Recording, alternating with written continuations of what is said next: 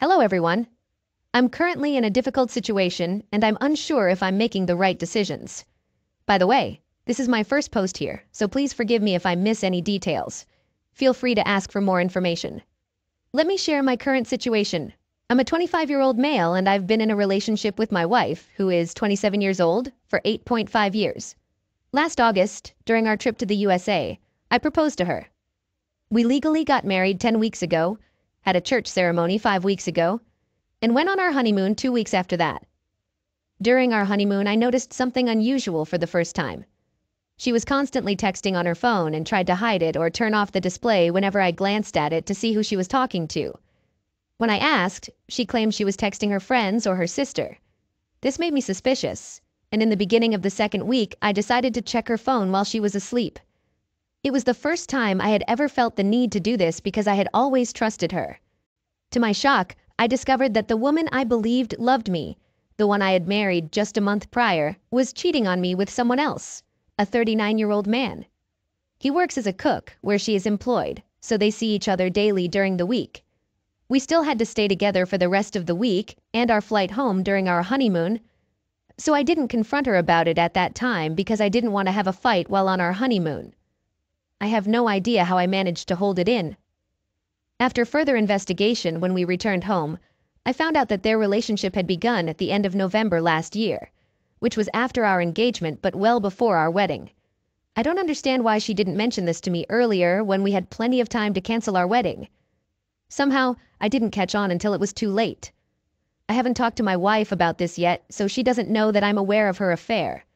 However, I think she might suspect that I'm suspicious of something. We still have tasks left, like selecting our wedding photos for the album and writing thank you letters for the gifts we received, which is why I haven't brought up this issue until now. But I'm feeling really tormented inside and I need to address this situation. I'm currently looking into whether I can legally remove her from our house. We rented it together and both our names are on the contract, and whether our wedding can be annulled or if I need to go through a divorce process. Here's an important detail. The other guy is separated from his wife and has 2 teenage children. He's not getting a divorce right now because they have some outstanding loans to repay. Additionally, they frequently express their love for each other and a desire to be together fully, but they can't do so at the moment. From what I know, their plan involves my wife having children with me, since the other guy already has some, and then, when he's ready, either divorced or otherwise, they will pursue a relationship together. My dilemma is that I feel guilty for contemplating divorce less than 2 months after our wedding, especially after the big celebration and all the gifts we received. However, I can't continue living like this. I'm not sure what I'm expecting from you all, maybe just confirmation that I'm making the right choice by leaving her and seeking a divorce.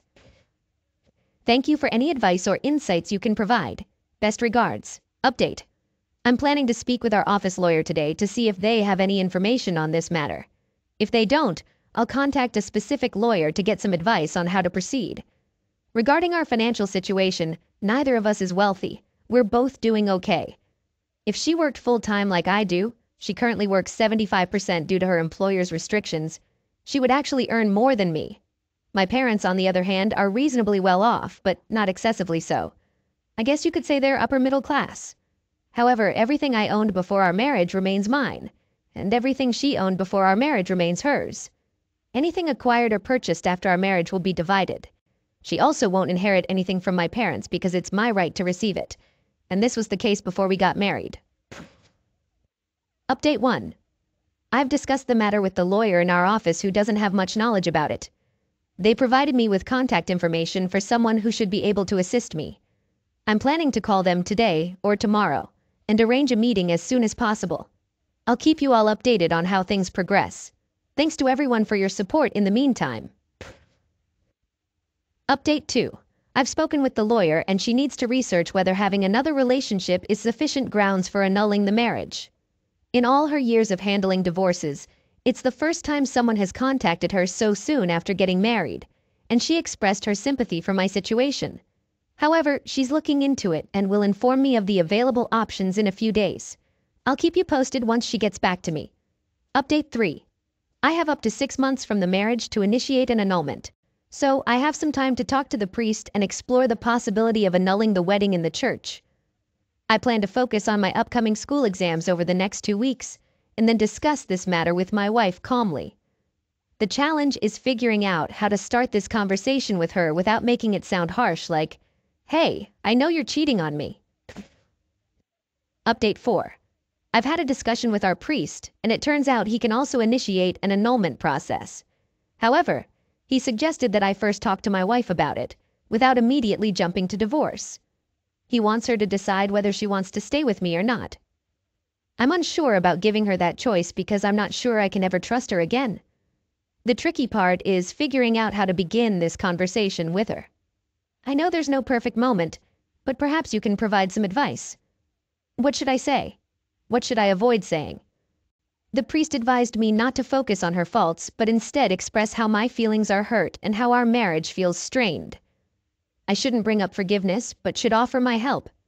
I should provide enough information so she understands that I'm aware of her cheating, but I shouldn't reveal too much. It's probably better to consult my lawyer first to understand the next steps and discuss the house we're renting together. The contract has both our names, and only then have the conversation with my wife. Hello everyone. A lot has transpired since my last post.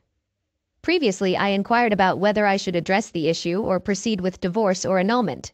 I provided updates regarding my conversations with a lawyer, who informed me that I could request an annulment within 6 months of marriage. However, since cheating isn't explicitly mentioned in the law as grounds for annulment, she couldn't guarantee a 100% success rate for annulment. So, in the worst-case scenario, I'll proceed with a divorce. I also consulted our priest, and from the church's perspective, I can request an annulment at any time, provided I can prove that the cheating occurred before, during, and after the marriage. Fortunately, I have all the necessary evidence to establish this. When I confided in my friends, they unanimously recommended that I ask her to leave my home immediately. Consequently, after gathering all the requisite information, I confronted my wife about this matter 3 weeks ago.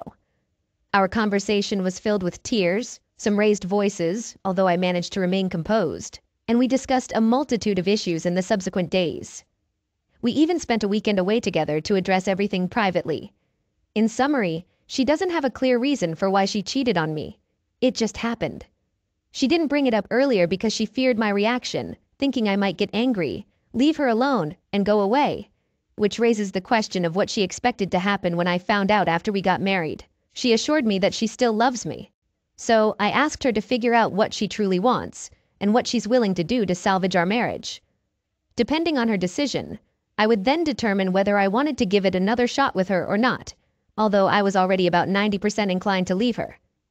After a week, I still hadn't received a clear answer from her about whether she wanted me or the other guy, so I made the decision for both of us. If she couldn't decide between her husband and her lover within less than 3 months of marriage, then I could certainly decide whether I wanted to spend my life with her or not. 2 weeks ago, we mutually agreed to end our relationship. The unfortunate part is that during this whole time, she didn't ask me once to stay. She was sad about me leaving, but I think she was also happy about the prospect of pursuing a relationship with the other guy. Last week, I disclosed the entire situation to my parents and brothers. They were all saddened by the news but understood the situation and agreed that it's the best decision for me. On the same day, my wife also informed her parents and they asked her to leave their home. She had to stay with some friends temporarily, but has since rented an apartment and is in the process of moving her belongings out of my house. In 10 days, I'll be meeting with the lawyer to initiate the process for an annulment of our marriage. I also need to give the priest an update that my wife has moved out of my house and then request the annulment through the church. At this point, I'm at a loss for words. My marriage didn't even last 3 months, and it seems my wife was almost relieved to part ways. So I feel there's nothing more to be said. I realize that I still need some time to heal from all of this, but things are slowly improving. I'm getting accustomed to being on my own and handling all the household responsibilities. I appreciate your support. Now, I have to start over with my life, and I hope to find someone who truly loves me one day. Story 2.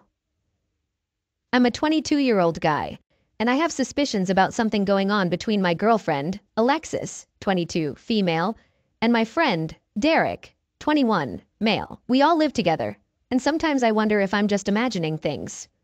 The 4 of us attended the same university, and our apartment, which Alexis and our mutual friend Brooke 22, female, originally leased, is large and expensive. Initially, there were supposed to be 3 girls living here, but the third person backed out suddenly. Although they planned to move to a cheaper place, they had invested a lot in this apartment and didn't want to leave. When my lease ended 6 months ago, I suggested moving in to split the rent and utilities 3 ways, as I was already staying over frequently. Both girls were thrilled with the idea. Shortly before I moved in, Brooke started dating my best friend Derek, which seemed great because it meant both couples could hang out with their significant others and best friends all together. Derek began staying over more often, and when his parents recently sold their house and left town, he temporarily moved in with us. We haven't pressured him to find a new place because sharing expenses among 4 people is financially beneficial for all of us. However, it's important to note that only Alexis and Brooke are on the lease. Surprisingly, the apartment owner doesn't mind our living situation as long as the rent is paid because we're quiet. However, there have been 3 incidents that have raised suspicions for me. I want to clarify that I wouldn't make an accusation like this if it weren't for these incidents. Alexis is a sweet and shy girl, and Derek has been like a brother to me. They don't appear flirtatious, but as I mentioned earlier, all 4 of us are very close friends and spend a lot of time together. Brooke and I have early classes, so we leave by 8 a.m. Derek and Alexis have afternoon classes, so it's not unusual for them to leave together, although they usually take separate cars. One day, I decided to wait for Alexis outside her class to surprise her with lunch. I watched everyone coming out of the class, but Alexis wasn't among them. I texted her to ask where she was, and she replied, "Just go to the class. Going home to study." I called her, but there was no response, which struck me as odd because she had just texted me a moment ago. She didn't answer until much later, which is unusual for her as she's often on her phone. Later that day, I bumped into Brooke, and she casually mentioned that Derek had stayed home sick, and she was planning to bring him some soup. At the time, I didn't think much of it. However, when I got home later that night, I noticed that Alexis's car was in the exact same spot it had been all day. She typically parks in guest parking since our unit only has 3 spaces, so her car usually moves around. I asked her if she had gone to class, and she hesitated before admitting that she skipped because she found the professor's explanations frustrating. She knows I dislike it when she skips classes because it has affected her grades before. However, she had been doing better recently. While I was doing the dishes, I kissed her and told her I trusted her judgment. She explained that she probably wouldn't skip again because being alone in the house when bored was unpleasant. We laughed, and the night went on as usual. We went to bed, and as I lay there, almost drifting off, something struck me. She shouldn't have been alone because Derek was supposedly homesick, right? She was still awake on her phone. I suddenly woke up and asked her where Derek was today, considering Brooke had mentioned he was homesick. She seemed surprised by the question, possibly because I went from half asleep to wide awake with a random inquiry. She said he had been here a bit in the morning, but went out to run errands or something. She wasn't sure. After the other incidents, I couldn't help but feel that her scattered response to this question seemed off, although it might just be my imagination. The second incident occurred when I went to throw some things in the kitchen garbage and noticed a rubber wrapper of the exact same brand that Alexis and I use. It wasn't very visible, tucked behind a cereal box, but its distinctive color caught my eye. It was torn. Derek always uses a different brand. It was unusual because we typically keep the wrappers in our own room's garbage cans, so they don't end up in the kitchen. Additionally, due to exams and stress, Alexis and I hadn't been intimate in a few days. I didn't go searching for a used protection or anything. I just returned to the room to check if some of our supplies were missing. It was hard to tell because we buy in bulk. My initial thought was that Brooke and Derek might have run out and taken from our stock without asking, which upset me. Later that night, I brought up the rubber wrapper to Alexis, and she seemed surprised. When I mentioned my theory, she became unusually agitated. She's usually very calm, but went on a rant about their invasion of our privacy. I suggested talking to them about it, but she immediately shot down the idea and made me promise not to bring it up unless they did it again. It struck me as strange because we're generally open about sexual topics, but living together might have made Alexis uncomfortable discussing it. She comes from a conservative small town and isn't as open about these things as we are. Derek and I get along with the guys in the neighboring apartment who are also graduates of our university. We don't hang out, but we have a friendly relationship where we exchange small talk about sports or chat in the hallway. It's comfortable enough that we can ask each other to keep it down without it being awkward. This brings us to the third incident that occurred last Monday. I was alone at the apartment when I bumped into one of the guys from next door. We chatted about football, and then he mentioned that one of the couples in our apartment complex was really into morning intimacy and the walls were too thin for their liking. I chuckled because Alexis and I occasionally had morning activities on weekends when we had the place to ourselves. Brooke and Derek typically spent weekends at her parents' house, which was about an hour and a half away. But as the day went on, I realized we hadn't engaged in morning activities for about a month. On weekends, it had shifted more towards the evening or not at all. Did he mean on weekdays? It made me uneasy. I considered asking for more details, but the conversation ended and I felt like I missed my chance. Plus, it's an awkward question, and I might just be overly suspicious. So here's my dilemma. Am I overthinking things? Am I seeing signs that aren't there? Or is something actually going on? And if something is amiss, how should I proceed? I'm hesitant to ask her directly at this point because, for one, I don't want to seem jealous or paranoid if nothing happened. And two, if there is something going on, I don't want them to become more discreet about it.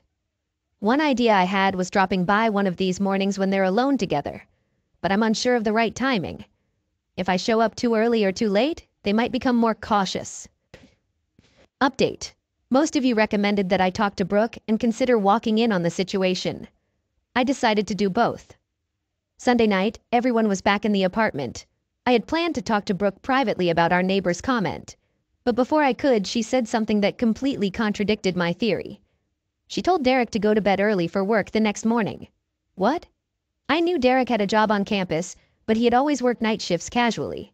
I asked when he started working mornings, and he said he picked up the extra shifts a month ago. Starting at 9 a.m., I leave for my day at 7:45 a.m., so it's possible I hadn't noticed. I spent the night trying to figure out if he was lying, if there were still mornings he was at home, or if Alexis might be seeing someone else in the mornings, as some of you suggested. Or maybe I was just being paranoid. I went to bed feeling drained and confused. The next morning, I left for my classes as usual, alternating between wanting to rush home to check on Alexis and thinking I had too much work to chase a theory I wasn't sure about anymore. Eventually, I headed home after my first class. In a strange way, I almost wish I hadn't. When I arrived at the apartment, Derek's car was absent. Only Alexis's car was there. My heart raced as I walked to the apartment. I didn't know what to expect outside the apartment door. Immediately, I heard a guy's voice from inside, chatting, laughing, and a soft feminine voice responding with giggles. I've seen various reactions to this situation on this subreddit, but I had never thought about what I'd do in such a situation. I pressed my ear to the door, trying to catch their conversation, but I could only make out a word here and there amidst the giggles. Then I heard Alexis being tickled and shrieking. Maybe I should have waited longer.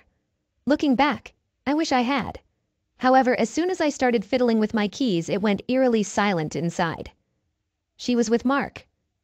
I hadn't mentioned Mark in my previous post, but he's one of the guys in the apartment next to ours, not the one who initially tipped me off.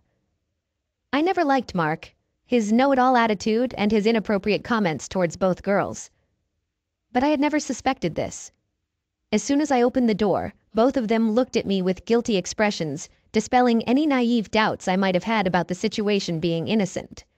I had intended to confront them or demand answers, but my eyes welled up with tears, and I didn't want them to see me like that. So I simply said, "Nice, real nice," and hurried back to my car. I could hear Alexis yelling my name in the hallway, but I didn't stop. I half expected her to chase after me, but when I reached my car, no one was following. I drove to a nearby park and sat there in disbelief. Strangely, my first thought was, how is my family going to react to this? What on earth am I going to tell them? My family absolutely adores Alexis. They often joked about our wedding and considered her a part of the family. Then I started thinking about our living arrangements, our final exams, and the fact that in about 2 weeks I can't handle moving right now.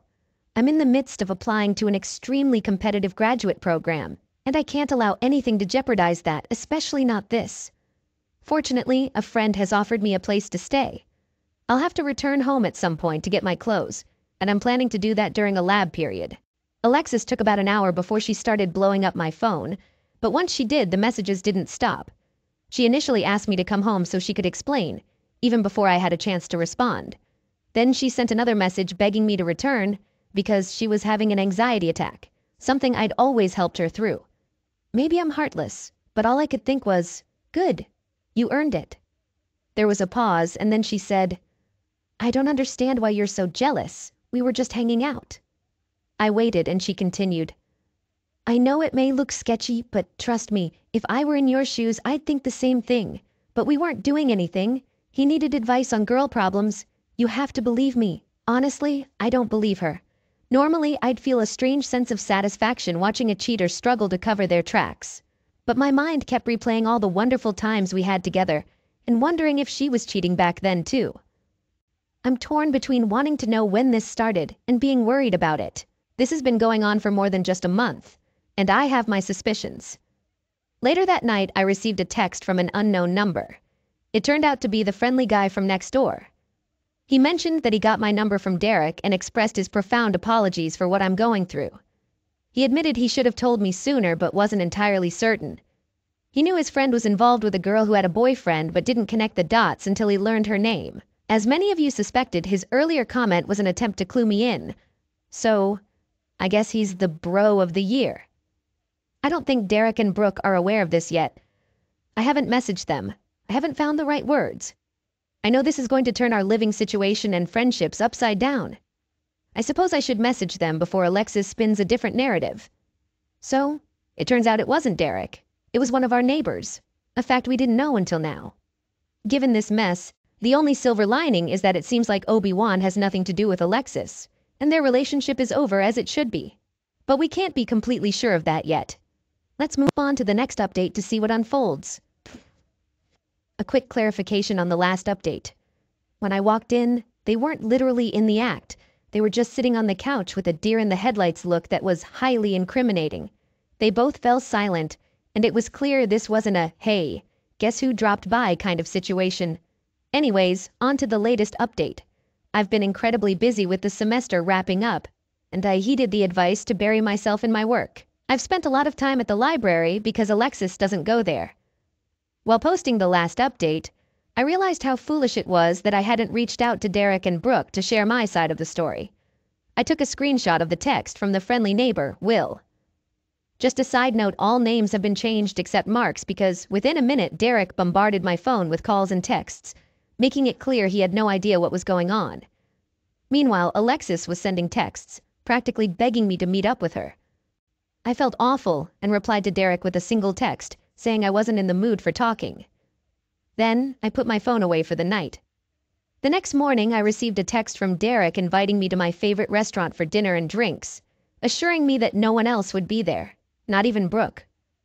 I haven't had much of an appetite since all of this happened, but the offer meant a lot, and I genuinely wanted to see him. So I decided to go after my classes. I arrived at the restaurant first, my heart in my throat, worrying that Alexis might somehow be there. Thankfully, she wasn't. When Derek showed up, he gave me a big hug and immediately asked, "Dude, what the heck?" Now, things get a bit crazy and dramatic. Many of you suggested that Brooke might side with Alexis or had been covering for her the entire time. I wasn't so sure because even though she's closer to Alexis, she and I have been friends for a bit longer. According to Derek, as soon as he told Brooke, she was absolutely furious. In his words, "I sort of wanted to give Alexis a piece of my mind, but Brooke handled that and then some." You might remember I mentioned that Alexis came from a conservative small town. Her parents had no clue we were living together, and she always stressed that they shouldn't find out, as they might cut off her financial support. Her parents liked me enough to be polite, but they were constantly concerned that our relationship might distract her from school or lead to an unplanned pregnancy. Derek explained that Brooke demanded Alexis pack her things and find a new place, or else she'd spill the beans to her parents. Derek mentioned that later that night, he heard Alexis crying in the living room while hanging a sweater I had left behind. She was wailing about her life being over when Brooke emerged from her bedroom and said, "Well, maybe you shouldn't have left Mark then." It's kind of funny to imagine that moment. Brooke has always been a no-nonsense girl with a hot temper. But I certainly didn't expect her to react this way. It was incredibly touching that she took cheating so seriously during that dinner. All my worries about losing my friends were completely washed away, and I managed to eat a few pieces of sushi. When we left dinner, Derek offered to let me know when Alexis was gone so I could move back in. I declined his offer for a few reasons. Firstly, even if she does move out, everything in that apartment reminds me of her, from Derek and Brooke to Alexis and Mark, and I don't really want to sleep in it. Secondly, in my current emotional state, I don't want to feel like a third wheel with a happy couple, even though I'm sure they'd be understanding. He understood my points but told me to inform him if I changed my mind. It seems like Brooke and Alexis's friendship is pretty much over. This week has been quite uneventful, but I've had to avoid Alexis. Fortunately, I'm in an undergraduate program with only 60 students. I asked 2 friends to keep an eye out for her after sharing the story and started showing up to class at the last minute. To my knowledge, she only waited outside one of my classes. I received a text saying she had been spotted in front of that classroom, and it mentioned, "Waterworks are in progress. Proceed with caution." I ended up skipping that class because I wasn't sure if she would leave, and I really didn't want to risk an uncomfortable encounter. Later that night, she sent me a lengthy Facebook message explaining everything from the beginning, and it made me feel sick reading it. I thought about not reading it, but once I opened it, I couldn't stop. She mentioned that he had been flirty with her in the halls and she tried to be friendly in return, but it might have seemed like flirting because he kissed her mid-sentence. At one point, she expressed guilt for inadvertently leading him on, which made it difficult for her to reject his advances. She mentioned that it had happened only 3 times, and she hated it. She stated she was going to end it. During the conversation I walked in on, she expressed understanding if I needed time and space, and she said she would do anything to make it right. She offered to treat me like a king, assuring me I'd never have to cook, clean, or do my laundry again. She wanted full access to her phone and passwords, even suggesting we install Life 360, an app to track her location through her phone. She wanted me to cut off all contact with Mark and her male friends, just to be safe, I suppose. She offered makeup Zex whenever I wanted. Does that sound like a healthy relationship to you? I didn't respond. Part of me wanted to keep her on Facebook and watch the drama unfold. She was posting dramatic statuses and song lyrics about mistakes, forgiveness, and some related to our song. But I know myself too well. I don't want to compulsively check her page and sift through old photos, so I blocked her. A few hours later, Derek texted me, saying she was crying and screaming because I blocked her. In happier news, the family I'm staying with is fantastic. I felt a bit guilty about taking up their space and using their electricity, so I offered to pay rent and contribute to some bills. Even though I'm unemployed, my family provides me with a decent allowance for rent and food. However, they declined the offer and said the first month is free. "If I need more time here, we'll discuss it," they said with a wink. A friend told me they've hosted his and his sister's troubled friends before, so it's not a big deal to them. I'm incredibly grateful. Regarding the helpful neighbor, I called him to express my gratitude. He mentioned that Mark has been unusually quiet these past few days and informed another guy that he had been dumped. Whatever. I don't want to think about it. I sent Brooke a message thanking her for kicking Alexis out, and she said she'd do it regardless of whether or not I move back in. She's going to give me a heads up on when Alexis is gone so I can get the rest of my things. In the meantime, I'm spending a lot of time studying, applying to grad school, and hanging out with the guy I'm living with.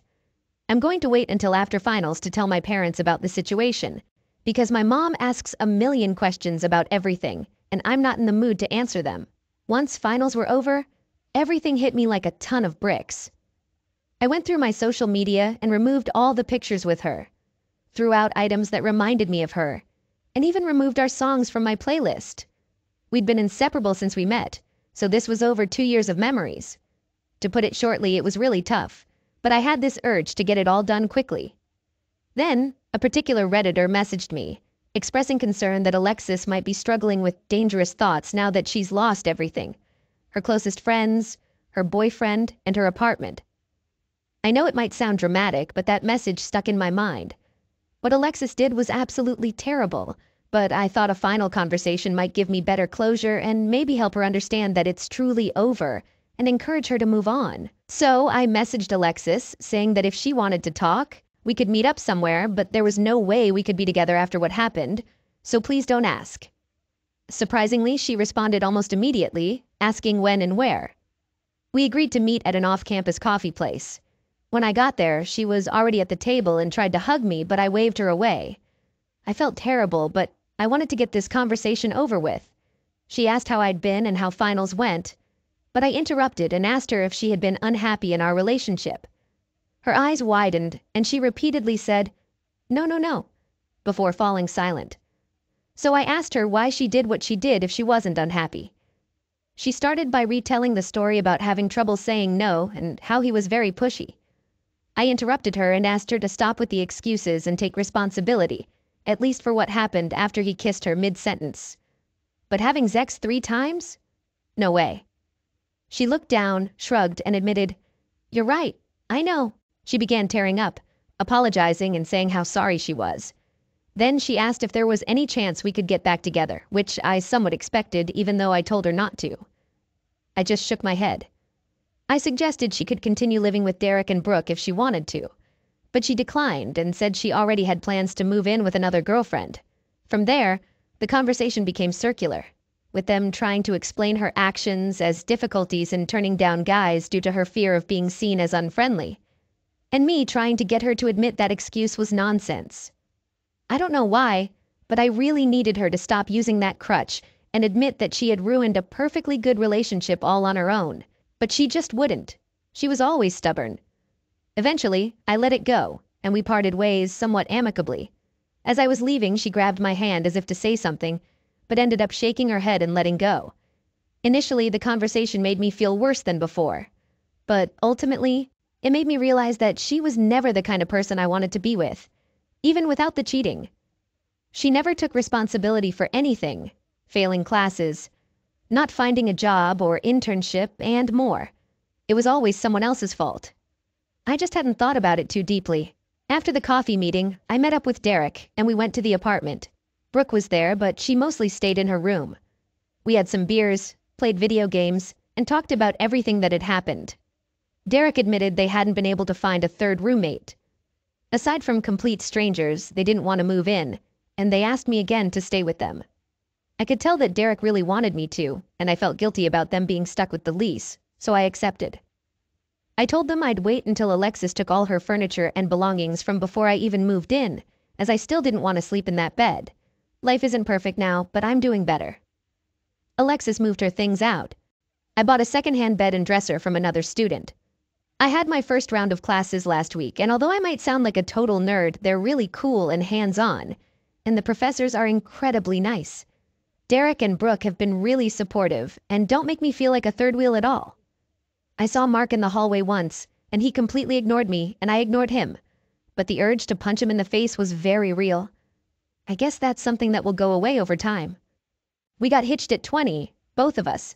Around a year later, I decided to do the school thing again, to finish up my degree. Then we became parents, and I started feeling the heat to wrap up that degree of mine. My kiddo just hit 2 years old when I kicked off my final year of college. 2 semesters were all I needed to nail it, so in September of '93, my routine looked like this. I did a part-time gig from 3 in the morning till 7, stocking shelves at a store. Then a full-time gig, desk job at the police department, from 8 a.m. to 5 p.m. Tuesday nights were school nights, from 5:30 p.m. to 10, and I had school again on Saturdays, starting at 8 a.m. and ending by 2 p.m. Now my wife did the nurse's aide thing at the local hospital, clocking in from 8 a.m. to 3 p.m. Our little one was taken care of by my mom. The cool thing was, everything, school, our jobs, and even my parents, was all super close by. I'm talking no more than 10 minutes to get from one to the other. We had a darn good setup going on, making things work as best we could for what I was aiming to achieve. Right before D-Day, the weekend was a non-stop battle between us. It was spring of '94, finals week for me. If I could wrap up my papers and ace my finals by the upcoming Sunday, we'd be cheering for me finishing up my bachelor's in science and finally getting out of this intense 8-month grind. However, she was mad because I wouldn't take a break from studying to take her and our kids somewhere. She'd been griping about my work and school for a while now, and it had gotten so bad that we hadn't been intimate for 2 months. On this specific Monday evening, I was double-checking a research paper I'd finished on Saturday, due on Tuesday evening, while she kept picking fights non-stop. Finally, I told her to shut up and quit acting childish. She stared at me and just blurted out, "I hate you and I'm in love with someone else." Bam! Just like that. I was floored. We argued for about an hour until she spilled the beans about what went down earlier that day during her lunch break at work. Apparently, for the past 2 months, she'd been caught up in an emotional thing with a janitor at the hospital. Well, it all started with him giving her compliments and just being around whenever she turned her head. Then things went up a notch to them having lunch together in the cafeteria. And after that, they began having regular sessions of bad-mouthing me to him.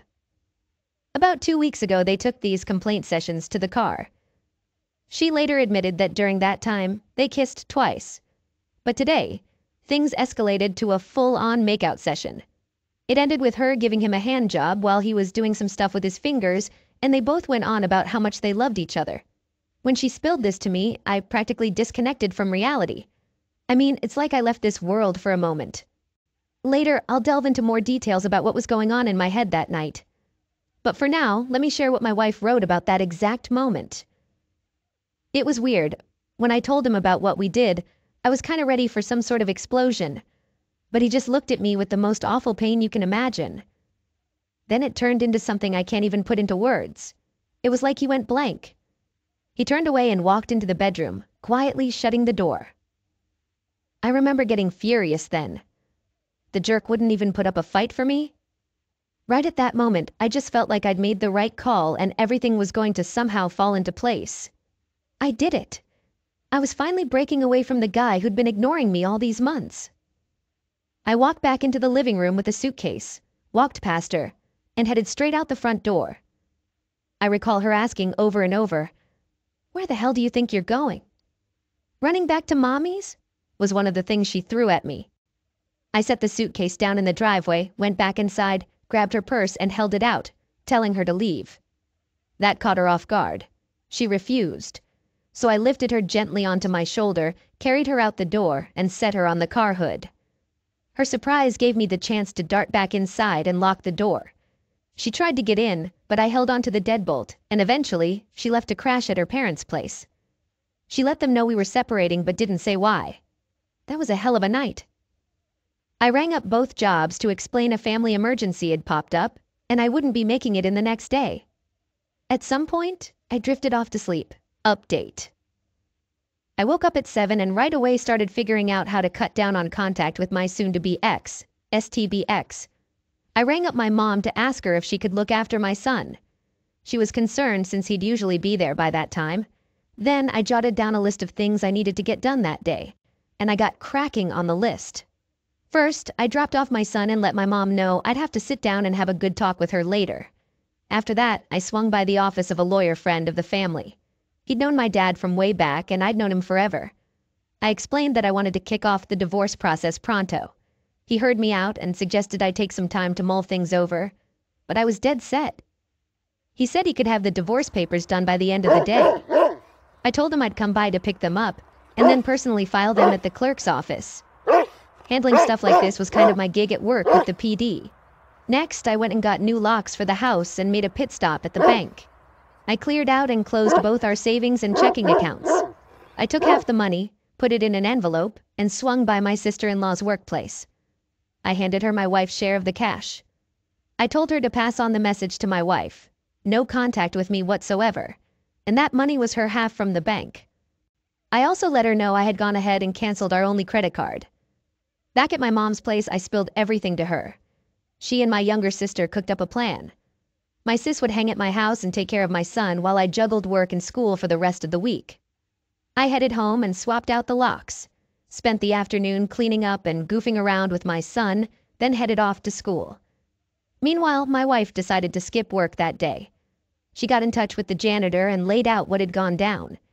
He was understanding and invited her over to his place that evening to escape the stress. I'll give you more scoop on this place in a bit. Long story short, she went over and hooked up with him. Here's what she wrote about that night. He passed out afterward. I recall being all hyped up at first, but during and after, it started to feel off. With him asleep, my mind started wandering. I thought about G, that's me, and how he had kind of pushed me into this. Made me go find someone else. I got up and left. On the drive home, Memories of the first time G and I had sex came flooding back. We were each other's first. I totally lost it and just kept thinking about how disgusted I was with myself. Then I circled back to being mad at G all over again. It was like this twisted cycle. I just couldn't face up to how horribly messed up what I'd done was. I convinced myself it was his fault. Update. The day kicked off just like any other. I headed to work, then got back home, took a shower, and had breakfast with my son and sister. My wife gave me a ring, wanting to sort out plans to see our son. She had this arrogant and spiteful tone on the phone. I let her know I'd meet up on Sunday at 1 p.m., and she could hang with him at a nearby park. But she wasn't having it. She was gunning for a weekend with him. I shut that down. She realized that having him stay at the house solved the whole babysitting issue. Both her folks were working, so she didn't push it further. She slammed the phone down. Off to work at the PD I went, and at my earliest chance I swung by the clerk's office and got the divorce paperwork filed. Later in the day, a gal I knew there gave me a heads up that they were ready to head to the sheriff's office to get served. I called up a deputy I was familiar with and laid out the story, asking him to serve the papers to her while she was on the job. He agreed and said he'd do it the next day. Meanwhile, the STBX got back to work. Her janitor buddy swung by her spot and chatted her up throughout the day. Lunch wasn't doable that day, nor could they meet up in the evening. He claimed he had some commitment with one of his kids. He'd told my wife earlier on in the affair that he was divorced and had 3 kids. After work, she headed to her parents' place. Later that night, she called me 3 times, and each time I hung up the moment I realized it was her. Caller ID wasn't all that common in those days around where I was. Update. Following another night of heavy grieving, my day kicked off just like the previous one. I headed to work. As I got to my second job, I got a call from the deputy who was set to serve the papers. He mentioned he'd be there around noon. I said that was fine. Her lunch break was scheduled from 11 a.m. to noon. I sat at my desk making an attempt to focus on work. I was restless, getting up and heading to the bathroom about 3 times before I eventually threw up. I had to talk myself down and constantly remind myself that I was doing the right thing. Luckily, my wife hadn't reached out to me so far. 11 a.m. My wife meets up with the janitor for lunch. They slip away to his car in the parking lot and engage in intimate activity. Real classy. They clean up, return inside, and grab some food from the cafeteria for lunch. Noon. My wife heads back to the nurse station on her hall, accompanied by the janitor. They strike up a conversation with the RN in charge of the hall. 5 minutes later, the deputy walks in. He inquires with the RN about Kay, my wife. Kay speaks up, saying, "That's me." The deputy turns to her, and in a loud voice declares, "Mrs. Kay, you're being sued for divorce due to infidelity." My wife collapses onto the floor. Here's how she described the moment. "When I heard that, this huge wave of shame and guilt hit me. It sunk in that I had wrecked my marriage, that G was actually going to divorce me. Part of me foolishly truly believed he wouldn't go through with it. I thought this was just another argument where I was trying to come out on top. It was some messed up thinking. Can recall the deputy physically lifting me and making me sit in the chair. There was screaming. It was coming from me.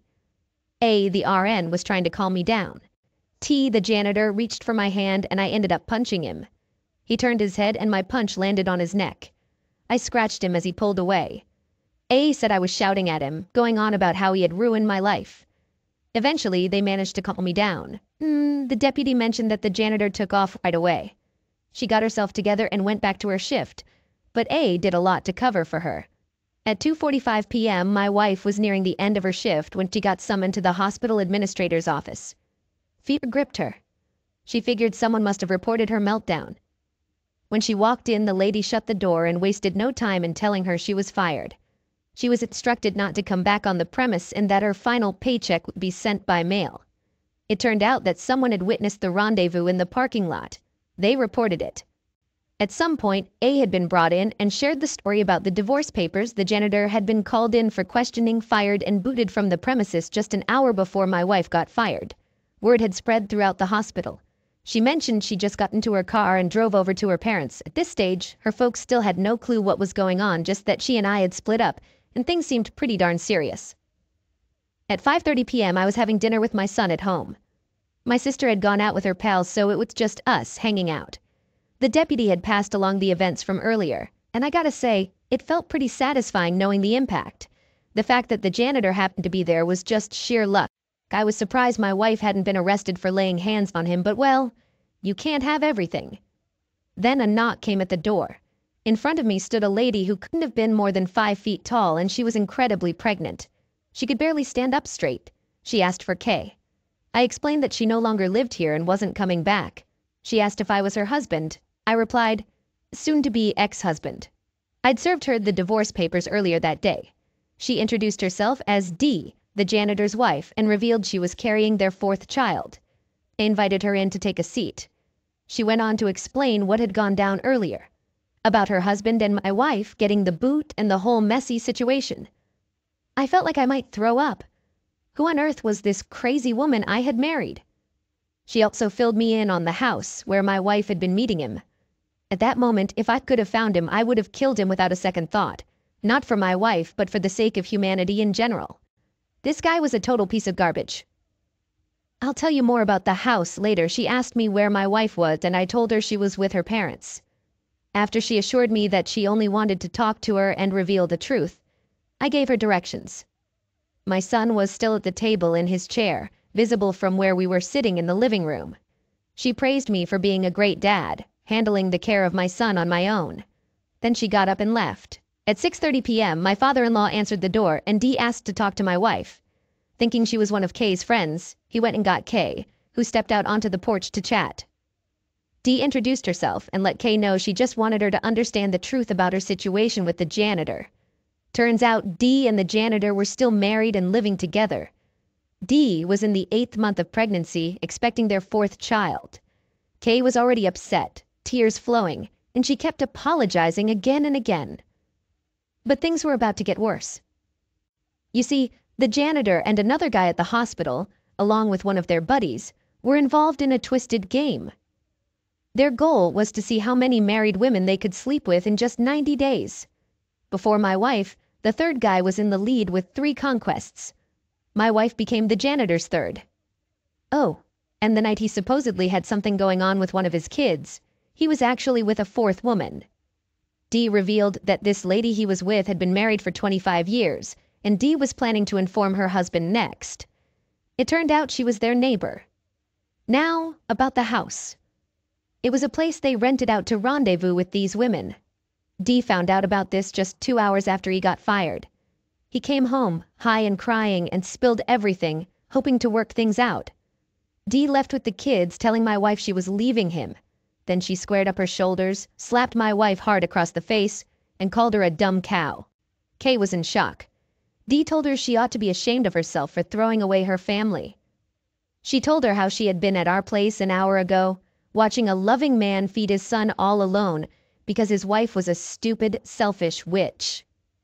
My wife completely lost control and started crying, while Dee walked away, got into the car, and drove off. My in-laws checked on her once they heard the car pull away. She was pretty much in a daze. They brought her inside and were debating whether they should take her to the ER when she started talking erratically.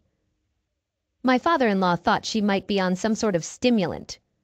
She began rambling about how awful she was and how she needed to fix things. They eventually managed to calm her down and got the full story. My father-in-law was deeply hurt. He's always been a good man, and he mentioned later that my wife could see the shame and disappointment on his face. As for my mother-in-law, well, she followed her usual pattern and pointed the finger at me. I can't say I'm a fan of her. Right then and there. Aftermath. The day after, my father-in-law reached out to me and said he was sorry. It was the only time I ever sensed there might be tears in his eyes. He filled me in on what had happened, explaining that Kay had been holed up in her room day and night. I mentioned the Sunday appointment I had arranged with Kay to meet at the park at 1. He agreed and hung up. I worked on Friday and attended school on Saturday. By day's end, I got the news that I had passed and would be receiving my degree. It was a mix of emotions, but I had made it. My parents threw a celebration that night, with extended family coming over for a barbecue. I'm fortunate to have a wonderful family. No one brought up Kay. The following day, I didn't hear from Kay at 1 as planned. I took it as a stroke of luck, something I could use if there was a custody hearing down the line. At 3:30, her father called. He let me know that Kay still wasn't responding coherently, just wandering around in her bathrobe with a notebook in her hands that she wouldn't let go of. She hadn't bathed in days and was barely eating. He was worried and exhausted. He even feared going to sleep in case she harmed herself. He asked me to come see her. I turned him down. I couldn't muster any feelings for her. I told him to get her professional help and that I would consider letting her see our son once she got herself back together. Honestly, I felt nothing for her. That initial night had tested me, and I emerged stronger. I'll explain more later. I wasn't going to invest any care into her ever again. I didn't hear from her or her family for the next 2 weeks. Reconciliation. A couple of weeks had passed since my last conversation with my father-in-law. During that time, I quit my part-time job and was actively hunting for a new one. My MBA plans were on hold as I aimed to settle into a new job first. My son had been asking about his mother, and all I could do was reassure him. The longer she took to reach out to see him, the better it could be for my chances of securing a favorable custody arrangement. I was at the PD, police department, when she called, asking to schedule a time to meet and see our son. I inquired if she had managed to compose herself enough not to frighten him, and she replied affirmatively. I arranged to meet her at 9 a.m. in the park on Saturday and requested that she bring her dad along. I didn't want to meet her alone, so my mother accompanied me. Upon seeing her, I felt confident that my decision to limit her contact to just 2 hours was the right one. She was in a bad state, noticeably thinner, no makeup, and smelling of ivory soap. None of those familiar feminine scents I associated with her. Later, I found out that her mother had bathed and dressed her. Kay wasn't fully functional yet. Our park meetings continued for about 3 weeks, and I eventually extended them to 4 hours, including Sundays. Her appearance improved each week, but I remained concerned about her mental well-being. Therefore, I refused to let our son stay overnight with her or see him alone. Eventually, my mother-in-law grew tired of this arrangement and decided to hire a lawyer to file for custody. Now, Kay hadn't signed the divorce papers yet, and I was all right with that. After 6 months, I could file for divorce through the court anyway. But the custody lawsuit infuriated me because she was aiming for full custody. I had already discussed with her father that I was open to eventually working toward a 50-50 custody split, but her mother threw that out the window. In response, I counteracted with a request for full custody based on her mental state. Honestly, I was itching for a confrontation. I was furious and needed a way to release that pent-up anger. This was the opportunity. On the day of the custody hearing, my lawyer informed me that her attorney had approached him with a request. Kay wanted to talk to me privately. I initially refused. He mentioned it might be an offer, so I relented, but insisted it should be in the hallway outside the courtroom, where both attorneys could witness it but not hear the conversation. They agreed. She began with small talk, asking about our son and how he was doing. I replied he was great and improving daily. She asked about my schooling, and I informed her I passed and would be graduating next week. She seemed pleased with that. Then she looked down and inquired if she could attend my graduation.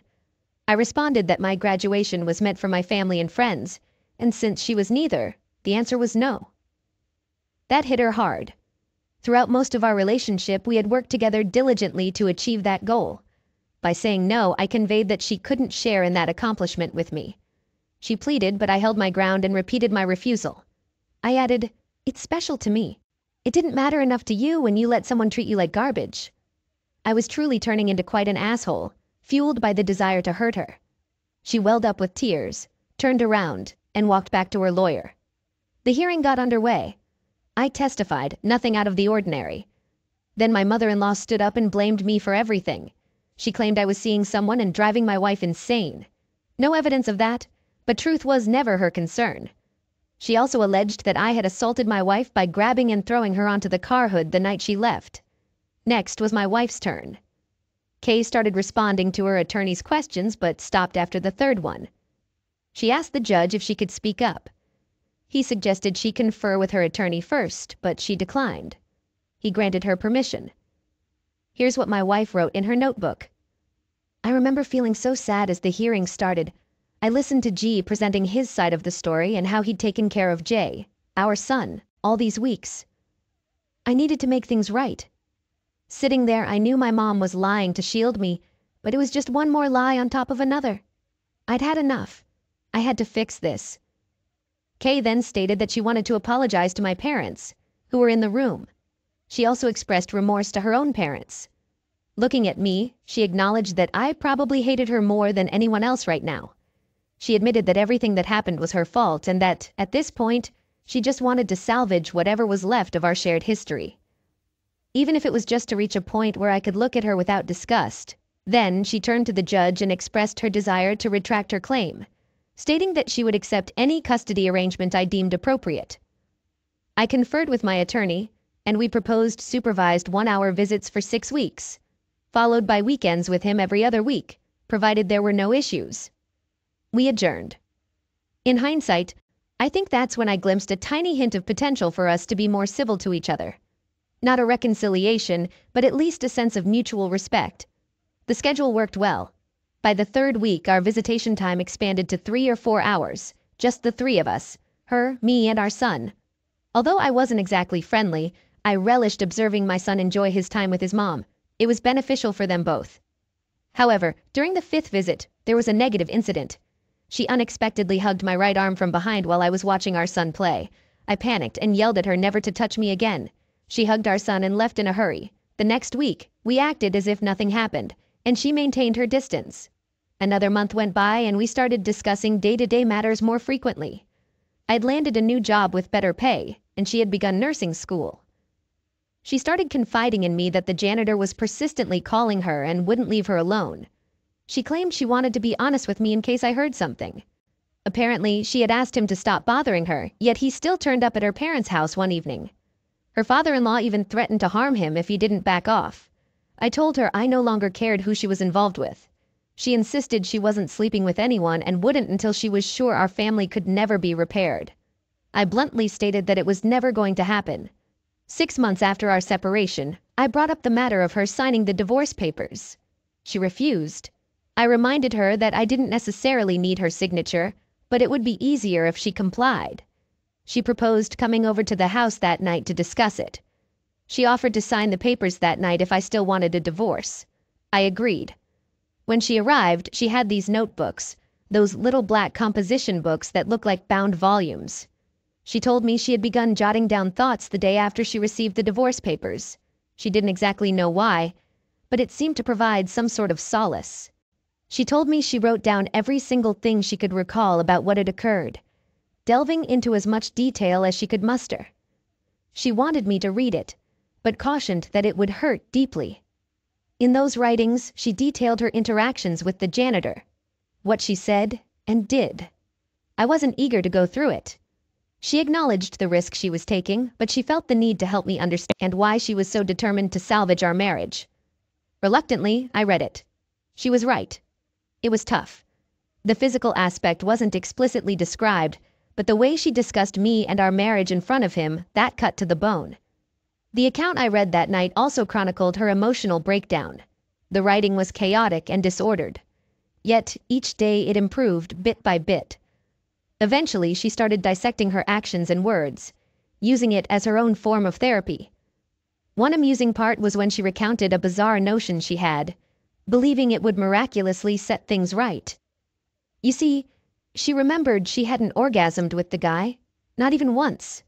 In her mind, if she didn't climax, then it meant she didn't derive any pleasure from it. Therefore, she had done nothing wrong, and I should take her back. She clung to that idea until she shared it with her dad, much to his discomfort, and he pointed out that it didn't work that way. Although reading her account didn't alter my decision, it did alarm me.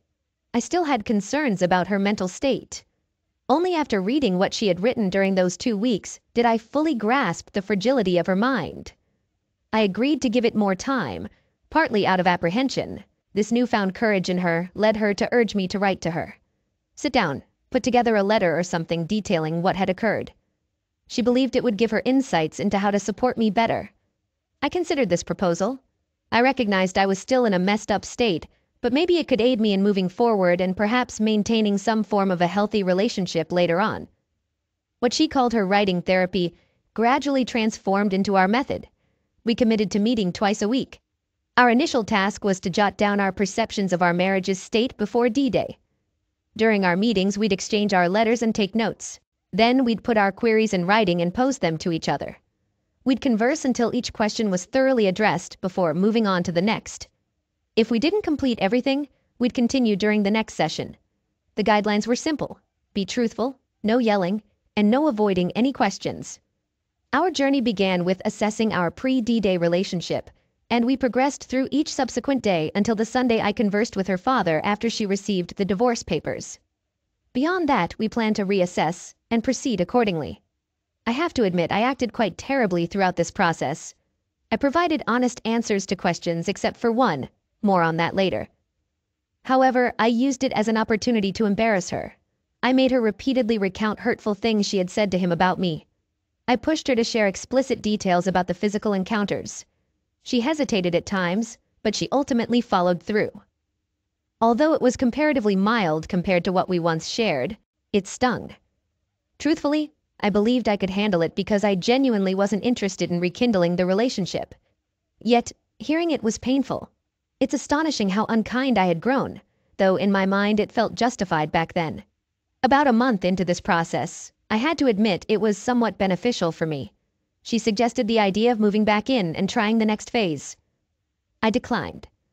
She pleaded and presented a compelling case, but I stood firm. Even if I considered reconciliation, I couldn't imagine being intimate with her again. She understood and even proposed that I could seek outside companionship while she remained faithful. That's not something I would be comfortable with, so I declined. Another month passed and I finally relented, but I established firm, non-negotiable rules for the path ahead. First, she had to sleep in the spare room. Second, absolutely no physical contact whatsoever. Third, she kept her money in her checking account, but I handled her banking and provided her with checks for bills, rent for the room, expenses, and some spending money. This was because she had given the janitor $300 from our savings account a week before D-Day. Also, I thought she might say no and not move in. Fourth, her mother wasn't allowed into my home unless we decided to reconcile. I was still mad at her. Still am a bit. Fifth, all previous custody agreements would automatically resume if we didn't reconcile. Sixth, if I started seeing someone else, she had a week to find another place to stay. She agreed and moved back in. It was tougher than I anticipated. There was no longer that cooling off period between the times I saw her. She was there all the time. I picked fights over small things constantly and said hurtful things to her. I wanted her out almost as soon as she moved back in. I needed a solution, so we started having what we called Thursday night fight night. This came from our meetings where we were writing things down. Every Thursday night after our child was asleep, we'd sit in the living room and discuss ongoing issues or arguments. They had to be resolved on Thursday night before going to bed and couldn't be carried forward. We actually still have a version of this today. It evolved into simply asking during dinner if there's anything we need to discuss that night. The kids never knew where it originated or what it was. I was still being difficult. I threw her affair in her face at every opportunity. She handled it calmly and never engaged when it escalated to that point. I'd say I was emotionally abusive towards her. However, she was strong. She believed we were meant to be together, and that since she had wrecked our lives, she had to rebuild it on her own until I saw things her way and joined her. She was dedicated to giving me the time I needed. 6 months after she moved back in, I had my own breakthrough. After a particularly rough day with constant triggers, I locked myself in the bedroom. I just couldn't handle it anymore. My wife came to the door and knocked, quietly saying, "You need to talk. I'll be out here whenever you're ready." I heard her slide down the door, sit on the floor and lean against it. She stayed there for an hour. It was nearly midnight when I finally opened the door. She asked if she could come in and I said no, suggesting we go to her room. We sat, she on the bed, me in a chair, and I finally opened up about what happened after I asked her to leave on the night I learned about the affair. Let's rewind to the evening of D-Day. After she drove away, I spent a lot of time in my son's room, just watching him sleep. I went to my desk, grabbed the checkbook and bill ledger, and took them, along with a copy of the life insurance policy, placing them in plain view on the kitchen table. I took a shower and then entered the bedroom, retrieving my piece from the closet shelf and placing it on the bed. I dressed in jeans, a button-down shirt, and even tucked in my shirt tail. I combed my hair and sat on the bed, holding the barrel of the piece in my mouth. I tasted the oil on it, which I had strangely fixated on. It tasted exactly as it smelled. I have no idea how long I sat there. Eventually, I unloaded it, put it away, undressed, and went to bed. Unfortunately, I think many betrayed spouses have thoughts like this at some point. I told her that was the one thing I hadn't shared during our recovery. For the first time, I allowed her to hug and kiss me on the forehead, not as a farewell, but in a different way. It was the first emotional connection I permitted. I confessed that I forgave her that night, even though I didn't truly mean it then. It was months later before I genuinely forgave her, but expressing those words started to open a door for me. Following that, physical touch gradually increased. Holding hands, quick kisses, hugs. These became more common in our interactions. Sex wasn't happening yet, but we were moving in that direction. Finally, almost a year after she moved back in, we became intimate. I think of this as our time of hysterical bonding. She continued journaling, and according to her, we had sex 32 times in 28 days. Years later, in a conversation, she shared that until that night, she woke up every morning thinking it might be our last day together. She kept telling herself to just hold on for one more day. She knew me well enough to understand that sex meant I was reconnecting emotionally. Today, our marriage is strong. We've both succeeded in our careers and raised 3 grown children. To our knowledge, they're unaware of any of this. We don't plan to tell them, but we won't lie if they ask. We've undergone significant changes. My wife is much stronger and wiser now. She views this as an unnecessary evil she caused, but one she triumphed over. Sometimes I think she still holds herself accountable. For my part, this topic doesn't surface in our discussions or arguments anymore. It hasn't in over 20 years. She's perceptive and often senses when I'm triggered, which still happens occasionally, maybe once or twice a year. These moments are swift but stinging. Her response is comforting. She'll hold my hand, hug me, and say, "I love you," or "thank you." I've lost some of my inner goodness. I tend to keep my feelings to